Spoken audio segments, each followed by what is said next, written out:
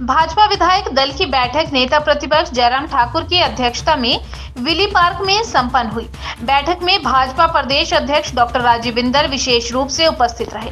भाजपा विधायक रणधीर शर्मा ने बताया कि विधायक दल में आपदा में मृत लोगों को लेकर एक शोक प्रस्ताव पारित किया गया। प्रस्ताव में प्रदेश में आई आपदा को अति दुर्भाग्यपूर्ण बताया गया।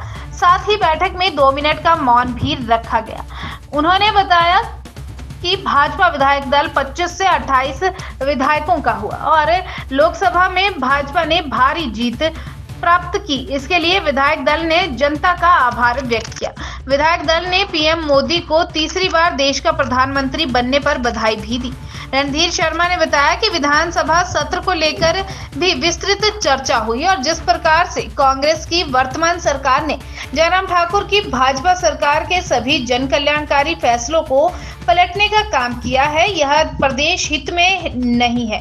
कांग्रेस सरकार एक के बाद एक जन विरोधी फैसले ले रही है, जैसे ग्रामीण क्षेत्रों में पानी का शुल्क लगाना, बिजली के दाम बढ़ना, 125 यूनिट बिजली मुफ्त हटाना, हिमकेयर से जनता को बाहर करना, एचआरटीसी में यात्रा को महंगा करना, महिलाओं को दी गई सुविधाओं को वापस लेना। यह सरकार जन विरोधी है। इसको लेकर भाजपा विधायक दल विधानसभा सत्र के दौरान भी कांग्रेस पर आक्रामक होगा। उन्होंने कहा कि जयराम ठाकुर ने अपने नेतृत्व में विधायक दल कांग्रेस पार्टी को हर मुद्दे पर घेरा। बैठक में 3 नवनियुक्त विधायकों को भी सम्मानित किया गया। जयराम ठाकुर एवं राजीव बिंदल ने सभी को टोपी, शॉल, पुष्पगुच्छे देकर सम्मानित किया। बैठक में विनोद कुमार, रणधीर शर्मा, सुधीर शर्मा, इंदिरा गांधी, इंद्रदत्त लखनपाल, त्रिलोक जम्वाल, आशीष शर्मा, जीतराम कटवाल, विपिन परमार, सुखराम चौधरी, राकेश जम्वाल, बलबीर वर्मा, सुरेंद्र शौरी, दिलीप ठाकुर, पूरन चंद, डीएस ठाकुर, रणबीर निक्का, दीपराज कपूर, लोकेंद्र कुमार उपस्थित रहे। भारतीय जनता पार्टी विधायक दल की बैठक आज हमारे नेता प्रतिपक्ष पूर्व मुख्यमंत्री श्री जयराम ठाकुर जी की अध्यक्षता में यहाँ हुई है, जिसमें पार्टी के प्रदेश अध्यक्ष डॉक्टर राजीव बिंदल जी विशेष रूप से उपस्थित रहे। इस बैठक में सबसे पहले तो जो पिछले दिनों हिमाचल प्रदेश में प्राकृतिक आपदा आई, उस त्रासदी में जिन लोगों की जान गई, उनकी आत्मा की शांति के लिए 2 मिनट का मौन रखा गया और शोक प्रस्ताव पारित किया गया। इसके बाद विधायक दल ने प्रस्ताव पारित करके हिमाचल प्रदेश की जनता का धन्यवाद किया, जिसने हमें पिछले 4 लोकसभा चुनाव में जीत दर्ज कराई और उन 4 लोकसभा चुनाव में 61 विधानसभा क्षेत्रों पे जहां बढ़त मिली, वहीं मुख्यमंत्री समेत 9 मंत्रियों के विधानसभा क्षेत्र में भी भारतीय जनता पार्टी आगे रही।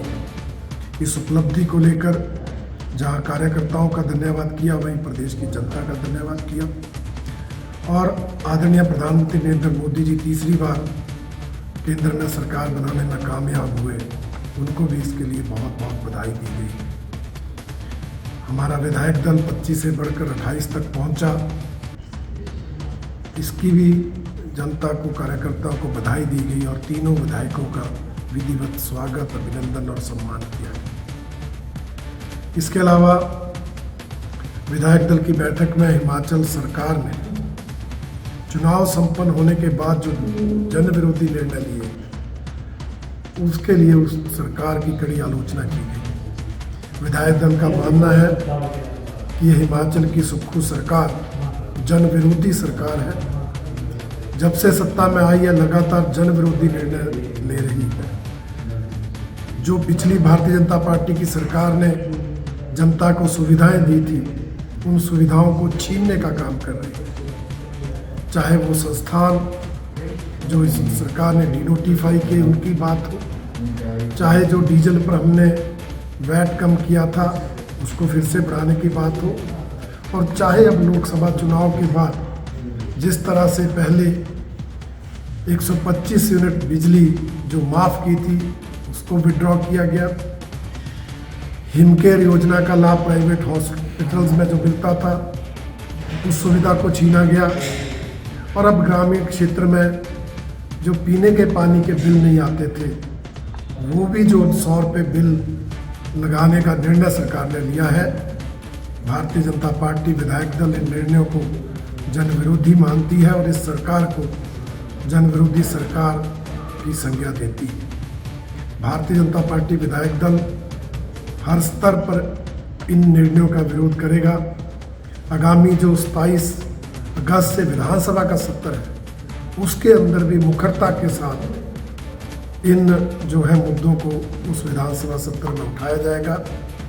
विस्तृत रणनीति आज की इस बैठक में उस मानसून सत्र में किस तरह से हम जनता के मुद्दों को उठा सके, उसकी रणनीति बनाई गई है।